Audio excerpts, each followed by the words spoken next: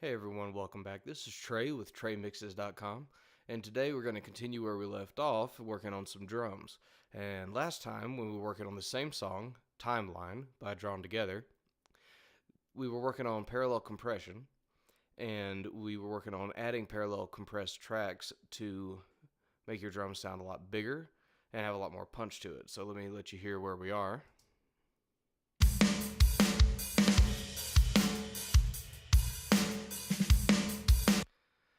So that is with the parallel compression. You could check out the previous video on how we accomplished that and got those drums to sound a lot bigger. Now, since these drums weren't really recorded in a big recording studio with a big nice drum room sound added to it, I'm going to show you a workaround I got to add into this sound to make it sound a little bigger and wider, make it sound like it was recorded in a really big space and add a lot of size to the drums. So I'm going to start playing, I'm going to add in what I added. You can hear the difference.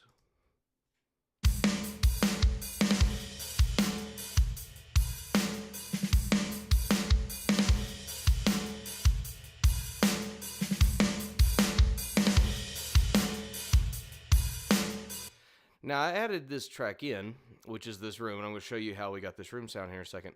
But you could tell they got a little bit louder in like the cymbals. We're adding a little bit more size to these drums to make them sound a bit wider. I'll let you hear it by itself, and I'll show you how we got it.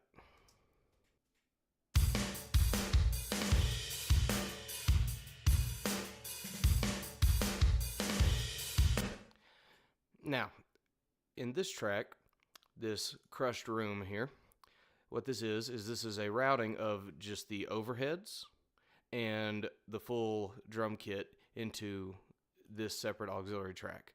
And the first thing I did with this copy of the drums is I beefed up the low end with an EQ, grab an EQ, and as we play you can kind of see where the kick is, and I did a little bit of beef in the kick, a little bit of beefing into the cymbals, and some snare attack.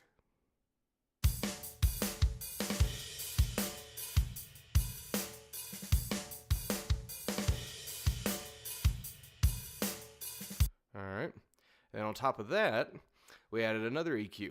This is a free EQ that I just happen to like from the same TDR people that I've mentioned in multiple videos. I'll add another link to this, another free EQ. It sounds great.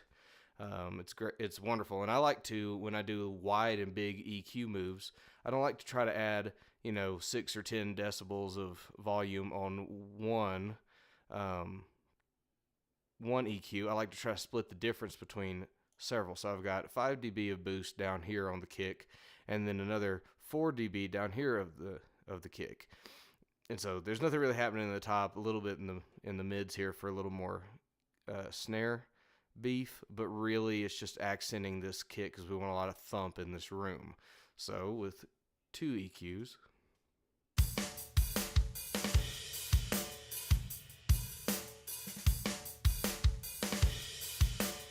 trying to really emphasize that low end.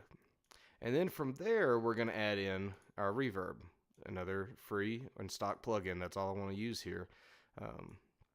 Instead of having to talk you guys into paying for some kind of neat plugin to do the job, you can do this with anything in any DAW.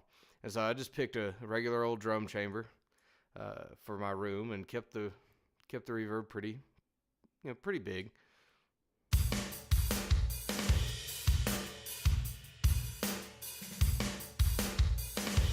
So that reverb is adding in the room sound to where it makes it sound like it was played in a room. And after that, I like to really compress this, really bring out, just like we did with the parallel compression, to really crush down the impact but bring out the size of the room.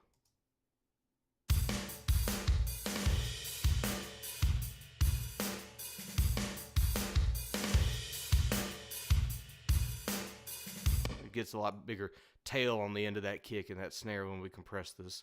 And then another free plugin from TDR, I use this dynamic EQ, which is a really neat plugin. Dynamic EQs are great because they can tell how, depending on how you have them set, when a frequency in a certain track gets too loud, it just kind of tucks that frequency back in. So it's like a compressor, but instead of being for transient material and impact, it's really for specific frequencies in a sound.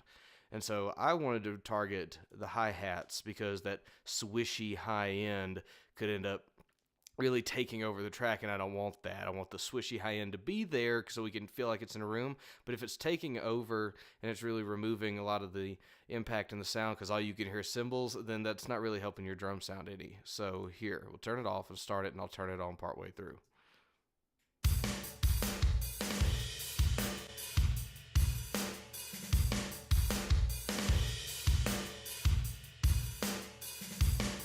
So hopefully you could see where this is dipping down whenever the hi-hats get too loud in the signal. And then this way we can keep that kind of tamed in. And since we're going to mix this track in with the rest of our drums, which I'm about to show you, we can just kind of get a wider sense of space with the drums, a little bit wider sound out of the cymbals, because particularly in the hi-hat, I have the hi-hat panned a little to the left, like it would be if a real drummer was hitting it, well, a right-handed drummer was hitting it, it'd be a little to the left. So I pan it over there to sound realistic, but now the hi-hat would only be on that side in your headphones or in your car, wherever you're listening to it. With adding this big compressed room sound behind it, we can widen out those cymbals to where it's still panned to the left, but you get yourself a much bigger sound out of it, and you can hear it like you're in the room, even though you still can tell it's to the left. So here, we'll start the drums, and then I'll add this in, and you can hopefully feel the sense of width and space increase in the drums.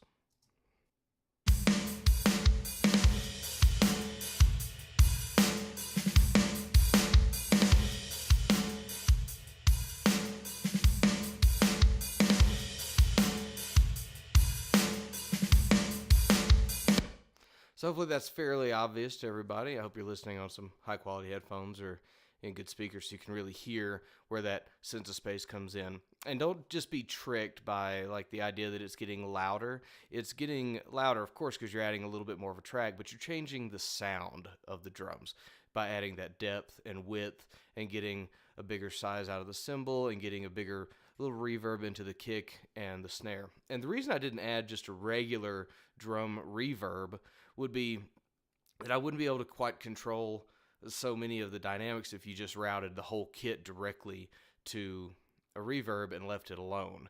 But through EQ, the reverb, then compressing the reverb, and then trying to tonally balance the reverb on top of that, then you really get to have a little bit more control in the size and what's coming through out of the reverb. That's another tip.